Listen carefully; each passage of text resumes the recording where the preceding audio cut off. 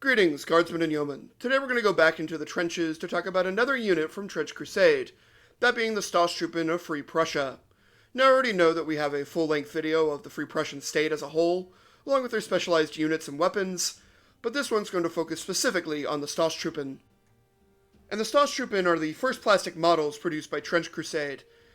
I managed to get my hands on both the mainline warband and the Stosstruppen themselves, and was blown away by the amount of history they packed into these models. So this video is going to focus on their history, organization, recruitment, weapons, and equipment. Starting with the actual history of our real-world stormtroopers and how they connect to Trench Crusade. While the stormtroopers are most famous for their actions during the Kaiserschlacht in 1918, the origins of this style of warfare come in 1915, in the more mountainous and forested regions of the front line, particularly in the Villers-Bocage, the Argonne, and the Carpathian mountain range. In these heavily forested and mountainous regions, building trenches was nigh on impossible, and this ironically created a small war of movement in these points of the front line, as assault detachments, trench raiders, and combat patrols jockeyed for positions along the battle zone. It's in these locations that you have the origins of stormtrooper tactics. Surprisingly, much like a lot of World War I advancements in technology and doctrine, it comes from the French. And also like the French, it was widely ignored until either people started dying en masse, or their opponents began using their very own techniques against them. And this was a direct case for stormtrooper tactics, as German soldiers were able to capture pamphlets and books written about these tactics in French trenches, and were able to begin experimentations on their own units, because the French could never catch a break. You also had units like the Italian Arditi that came in later in the war, and the Austrian Jagdkommando. The Jagdkommando actually predate World War I, and their assault drills used as a baseline for the German stormtroops. Collection of these documents and the observing of the tactics of units like the Jagdkommandos inspired the German High Command to begin experimenting on their own assault regiments. And this began with the Sturmabteilungs, or simply Storm Regiments. The first one, and most well known, is that of Sturmabteilung Kozlo. Sturmabteilung Kozlo was created out of two specialized pioneer companies, armed with Sappenpanzers, the experimental armor, experimental Stahlhelm steel helmets, and even trench shields, supported by a rifle company armed with a 37mm cannon. They were first used as emergency reinforcements in the French sector, which was a resounding failure, resulting in the sacking of Major Kozlo, allowing for Hauptmann Willy Rohr to take command. Hauptmann Rohr used his experience as a trench raider and leading combat patrols in many of these mountainous regions to establish the rules and tactics of the Sturmabteilungs. These would include the establishment of other companies within the infantry to support their assaults, being light artillery forces, mortar units, machine gunners, and especially flamethrowers. He had also established the leadership of the Stosstruppen as a more complex command structure rather than the rigid top-down structures of most of the German military at the time, allowing for NCOs to take correct command of their squads, and to be more fluid in combat situations, to exploit the holes in the lines they created, or to move reinforcements around when needed. He also established better communications between the assisting companies and the assault detachments, so that sergeants can call in direct artillery or machine gun fire support when needed.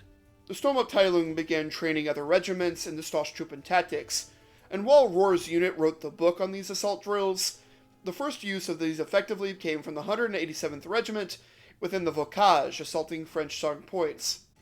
The newly christened Sturmabteilung Rohr would earn their stripes at the Battle of Hartmannsweilerkopf, where they would take the city after 2 days of brutal assault, before being sectioned away from the 8th Army and transferred over to the 5th for the Battle of Verdun in 1916. Verdun would be the true test of the Sturmabteilungs. While they were able to breach the initial front lines of the French fortifications with ease, they suffered horrendous casualties trying to break through the second-line defenses. This was mostly down to, according to Captain Rohr, the lack of coordination between the support battalions and the assault troops, and the lack of knowledge of French fortifications.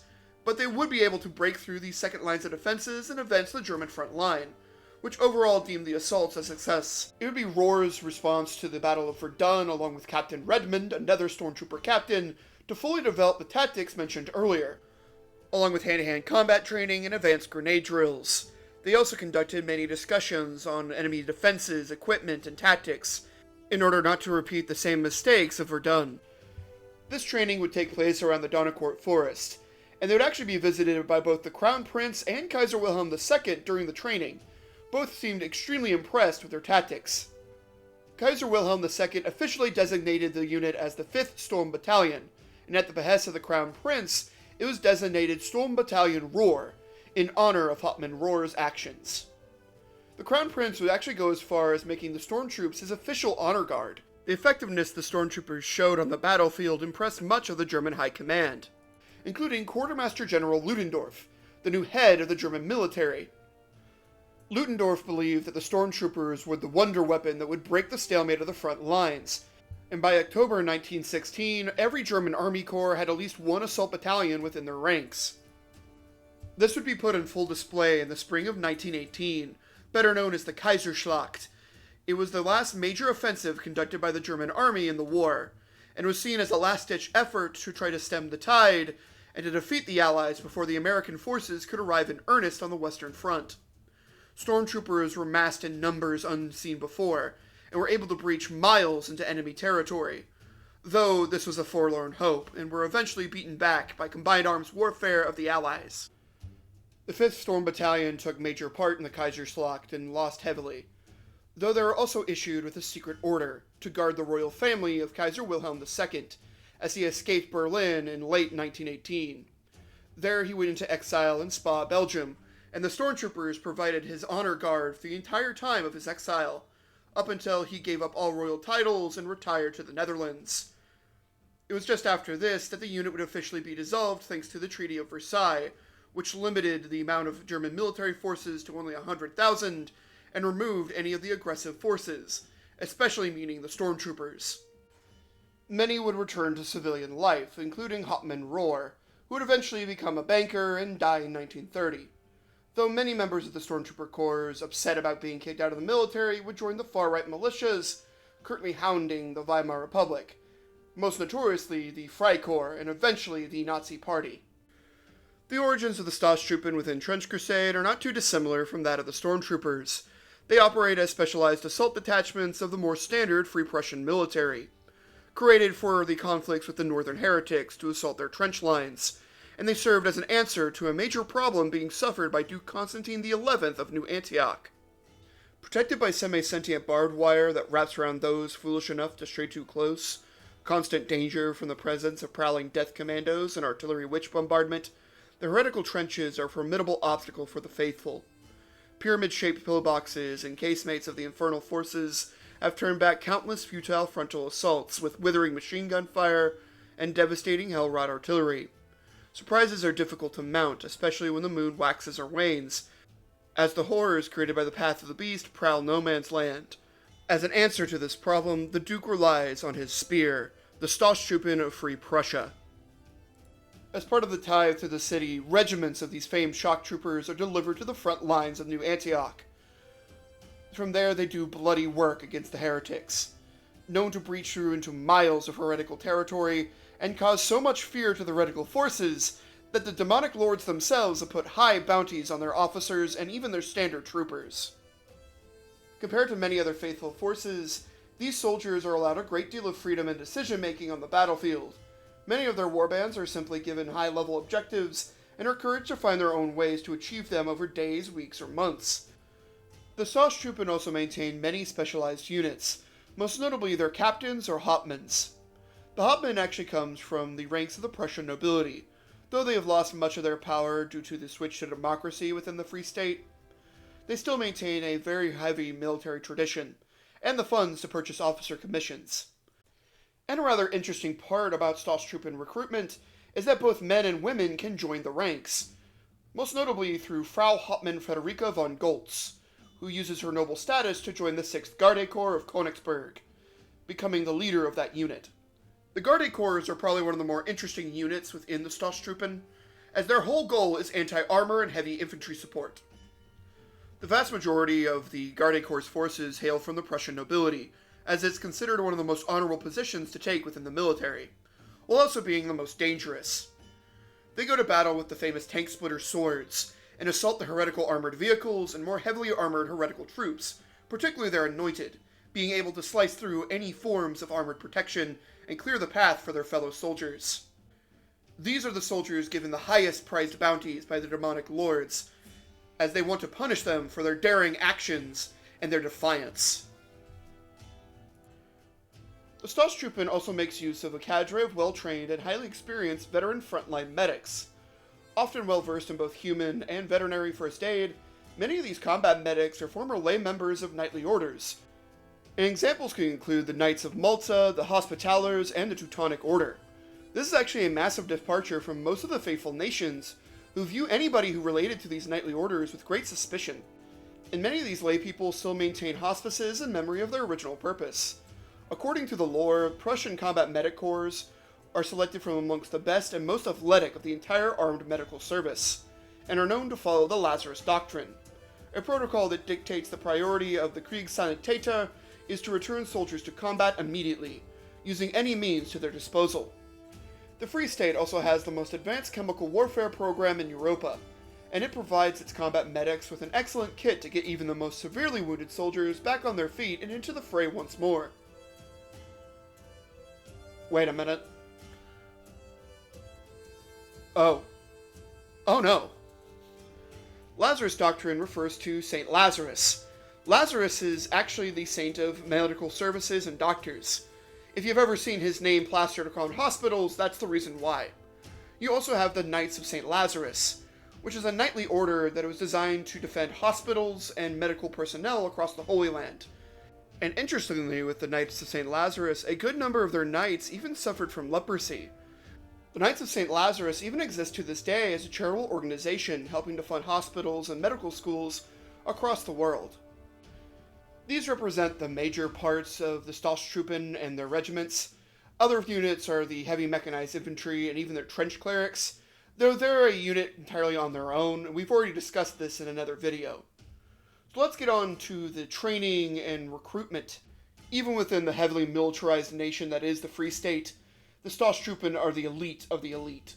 Chosen from the fierce mountaineers and veterans of the fierce battles against the northern heretics, along with the cream of the Combat Engineering Corps and the Jaegers, they are called the Duke's Spear, for their speciality is to pierce the enemy lines and clear a path for the reserves.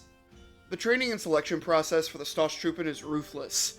Athleticism is emphasized, along with the ability to rapidly advance over any kind of terrain, and how to make use of both camouflage and even the tiniest bit of terrain for cover in their advance. In their training, they learn to hit their targets in total darkness, and wrestle hulking communicants to better improve their close combat capabilities.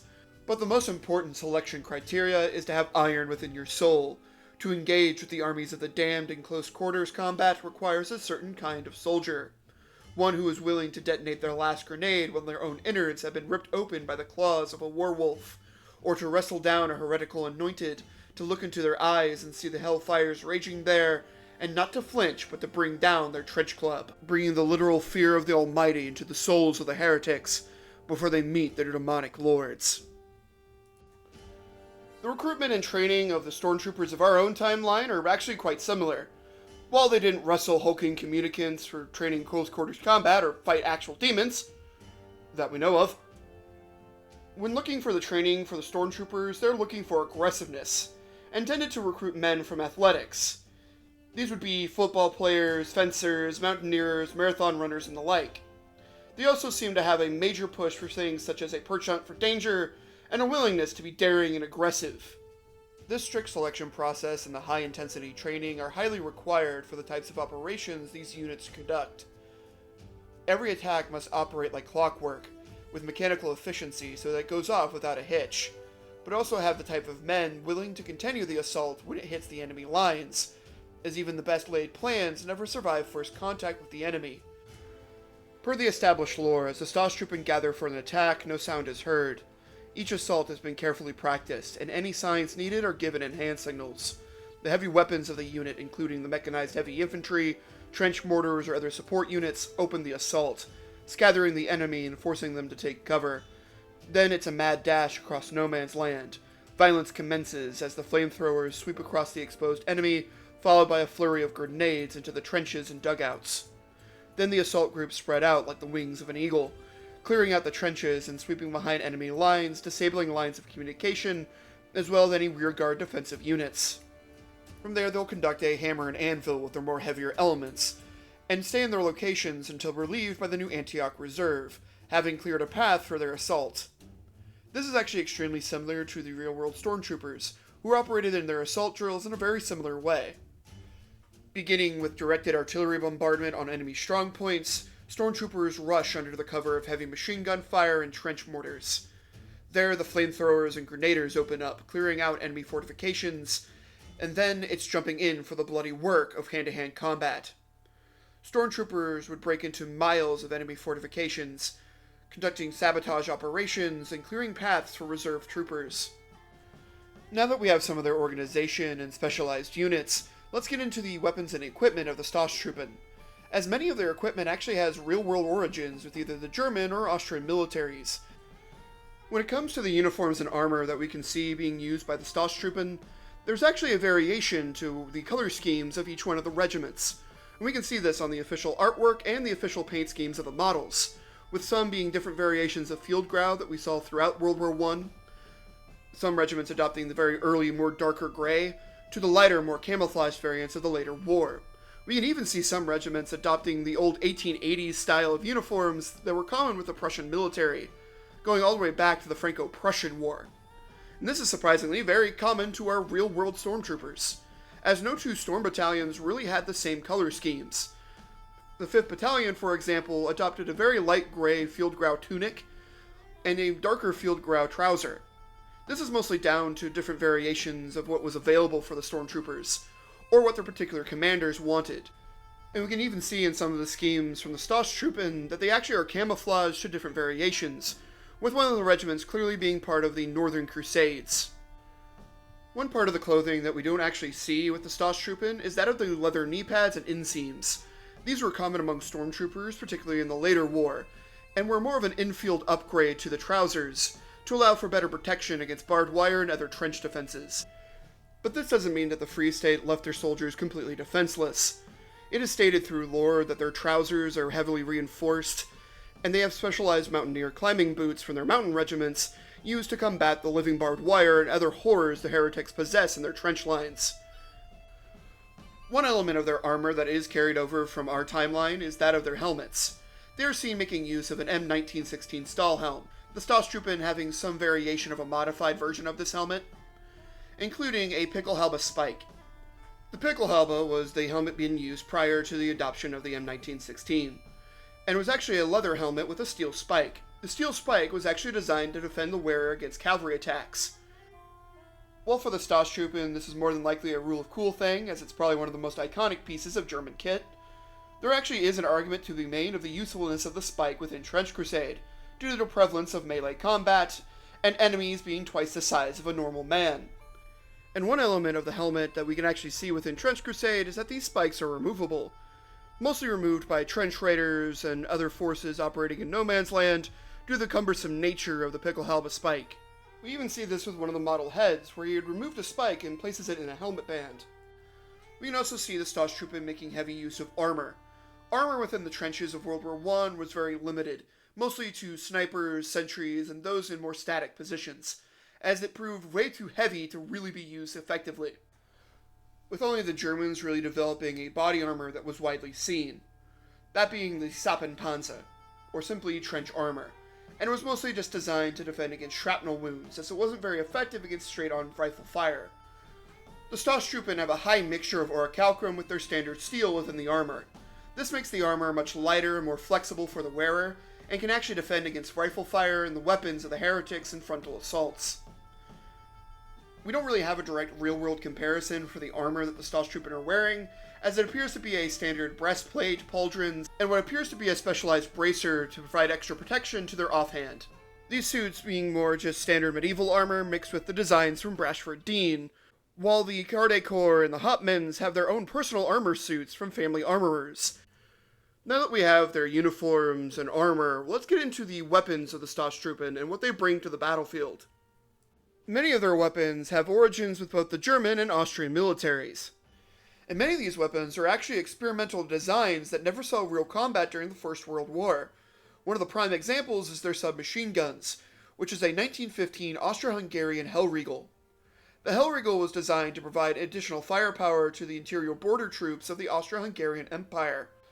The Hellriegel can be deemed as the first submachine gun, though it never got out of experimental phases. In fact, there's only roughly 2 to 3 photos of this ever existing, and we only have the experimentation notes conducted by the Austrian government. So naturally, almost everything about this gun is unknown or conjecture. While much of the weapon's capabilities are unknown, there is a little bit that we can surmise from the few pictures and notes that we have of the weapon.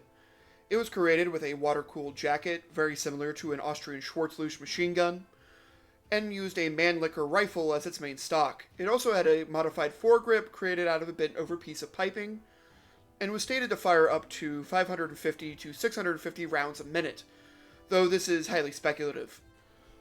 Unlike what we see in Trench Crusade, the Hellriegel was actually meant to be a light machine gun rather than a submachine gun, and be crewed by 2 soldiers, with the second crew member operating as an assistant gunner, carrying additional ammunition and parts for the weapon. The Hellriegel was said to fire 9x23mm Steyr rounds, the standard pistol round of the Austro-Hungarian Empire, and operated in 2 firing modes, a walking fire mode with 30-round stick magazines, and a static fire mode with a 160-round drum. All advancement into the Hellriegel is stopped in late 1915, the Empire deeming it too expensive and complicated to produce any further. This is a common issue when it comes to Austrian weapons. While they're deemed to be highly advanced, they also are very complicated. While in our timeline, the Hellriegel becomes yet another what-if of the First World War, within Trench Crusade, the Hellriegel's development was never stopped, and was greatly expanded upon, becoming the standard-issue submachine gun of the Prussian Stosstruppen. When it comes to the Stosstruppen of Trench Crusade, they appear to favor the 160-round drum magazine. In our own timeline, this was only used in static fire, as it proved much too ungainly for a man to hold normally. But thanks to the Prussian Institute of Metallurgy and the advancements of orichalcum within the metal, allows this drum mag to be much more lighter and more controlled for the trooper.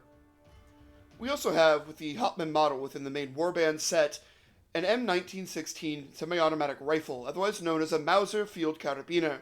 This is rather interesting, as it's another forgotten weapon of the First World War, and Germany's first attempts at a semi-automatic rifle. It was also known to steal the eye of its inventor, Paul Mauser, thanks to one of its prototypes exploding in his face.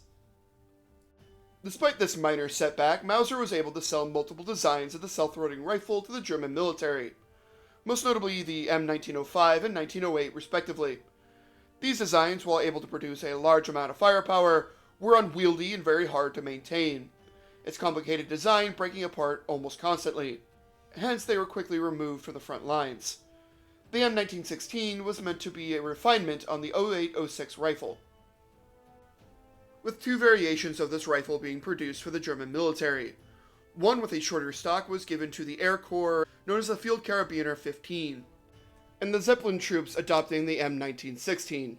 While proving highly effective at throwing large amounts of firepower downrange, able to be carried with multiple 20-round magazines, it came with a host of issues, most notably its reliability.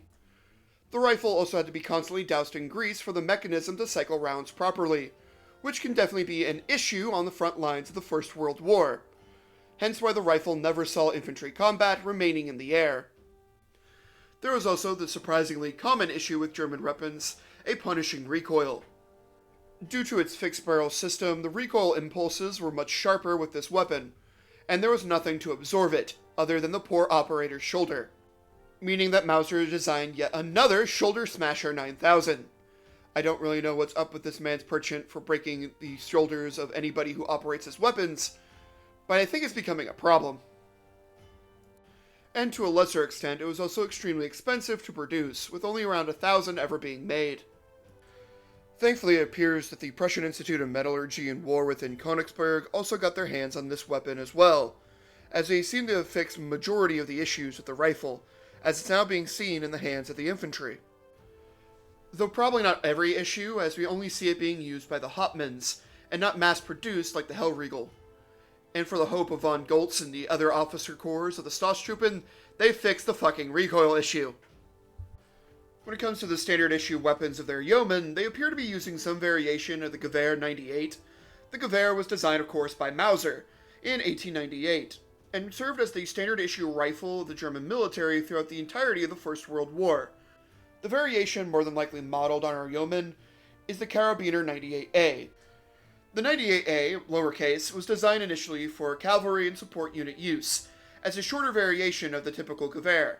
Some variations even experimented with specialized ammunition, though this ammunition caused, no surprise, excessive recoil issues. Paul? Thankfully for the shoulders of the Landswehr everywhere, this issue would be rectified before the start of World War I, thanks to GPK. A further upgrade in 1908 changed the rifle again to the Kar 98AZ. AZ standing for that, which means with bayonet attachment point and stacking rod, basically attaching a usable bayonet lug onto the rifle. During the outbreak of the First World War, the 98AZ would be issued out to the lighter infantry forces, particularly the mountain troops and the Jaeger Corps, along with cavalry units and other support elements. The assault troops heavily adopted the 98AZ due to its shorter length, allowing it to be more effective in close quarters fighting, the AZ becoming the standard issue rifle of the shock troopers. The lore of this rifle within Trench Crusade is probably 1-to-1 to the real-world Gewehr, and based off of the standard rifle issued to that of the more normal forces within the Prussian military.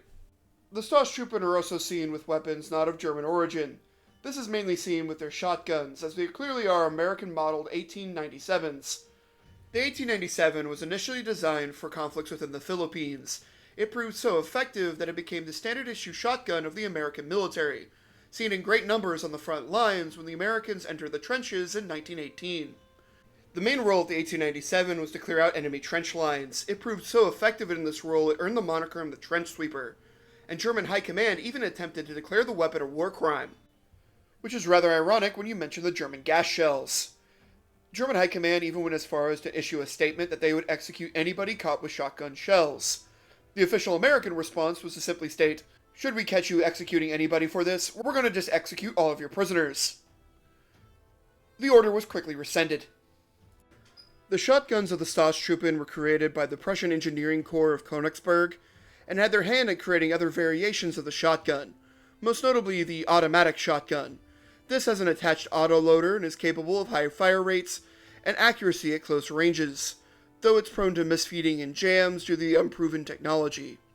They also created the heavy shotgun, a massive 8-board shotgun used to take down extremely powerful and large opponents, and is known as the Wolf's Killer. A special weapon that we can see prominently with the models of the Stosstruppen is that of their flamethrowers. The flamethrowers actually originate with the German military, with their first attack coming in 1915, being used to flush out enemy troops from their frontline trenches. The flamethrower was not meant to be the initial point of the attack. It was simply meant to terrify the enemy forces out of their defenses so they could be killed by assisting riflemen. The initial flamethrower operators actually came from local fire departments, as it was believed, with their experience with fire, they could operate these weapons effectively. They'd be formed into pioneer corps, and eventually formed the Death's Head Pioneers, or Tokenhof Pioneers, by the end of the war. The one we see modeled with the Stosstruppen is that of the Flammenwerfer, better known as the Kleif. This was the smaller man-portable system used by the German military, and it was the first designed flamethrower unit, and would typically be operated with a 2 to 3 man team, with a tank operator and 2 men on the nozzle. The Flammenwerfer would later be replaced by the Flammenwerfer, or the Wex, later in the war. We can actually see a Flammenwerfer modeled on the Red Brigade. The final of the main German firearms that we can see is that of their pistols. This pistol is actually a C-96 Mauser. The C-96 was a mainstay of the German army throughout the entirety of the First World War, sharing its spot as the standard sidearm with the P08 Luger. The C-96 was actually extremely popular pre-war, being used from everywhere from the British Empire to the Russian state. Though by the time the First World War kicked off in earnest, many of these foreign users of the C-96 dropped them for more local designs, as it was seen as taboo to use a German pistol when fighting the Germans. And an interesting fact about this weapon, its holster actually doubled as its stock, allowing for a more short-barreled rifle mode. While the C-96 mostly stayed as an officer's sidearm, it began being issued out to more standard frontline troops during the war, and this is where you get the famous Red 9 variant. German High Command was concerned that frontline soldiers and support units wouldn't understand that a different type of ammunition fit into the gun. To combat this, they just carved a giant Red 9 into the wooden handle. Within Trench Crusade, we see C-96s being used as standard issue sidearms for the faithful forces, alongside weapons like the Webley revolver and the M1911. The Free State makes extensive use of the C96, with many of the Stosstruppen using it as their premier sidearm. We also see C96s in use with the Red Brigade, where they can be seen using a strange variation of the C96 with a drum magazine that is also fully automatic. And within Trench Crusade, we don't exactly know what light machine guns the Stosstruppen use. The only instances of machine guns are used by the heavy mechanized infantry, which is very different from the stormtroopers of our timeline, who heavily use light machine guns in their assaults, with several cores of them either being made up of MG08-15s, the lighter variation of the MG08, though still very heavy, with being 40 pounds without ammunition, requiring a crew of 2 or 3 men, that or the Magnuson machine gun. The Magnuson actually being a Danish-designed machine gun, though heavily loved by the assault detachments for its compact design and lighter weight. We might get an LMG within the Stosstruppen's Yeoman box when it releases, and my best guess for the light machine guns that they would use would either be the MG08 or a version of the Magnuson, though the only Magnuson that we can actually see in-game is in the Heretical Trooper's arsenal. If not, this is more than likely just a Lewis gun from the standard New Antioch arsenal, as it's used by all the other warbands. The Stosstruppen also make use of many different melee weapons. These can be everything from pikes and halberds to swords and trench clubs. The swords that we can see with the Stosstruppen actually have a real-world origin. They're a variation on the Kriegsmesser. A Kriegsmesser, or simply in German war knife, was a more military variation of the typical Messer. Messers were very common between the 15th and 16th centuries all across Europe, and were seen as both a self-defense weapon and as a utility. Think of it like a European machete. They'd be considered the lower class's weapon, as they are easy to maintain and produce, and a lot of times could bypass laws that nobles put in place from peasants carrying weapons, as you could easily argue that this is not a sword, it's a knife, hence the name Messer. There are multiple variations of the Messer that we can see, and all of them come with at least a modicum of hand protection, much better than your typical medieval arming sword. This comes in the form of nagels, which are the little nubs that you'd see on the side of the blade, which provide at least some hand protection to the wielder.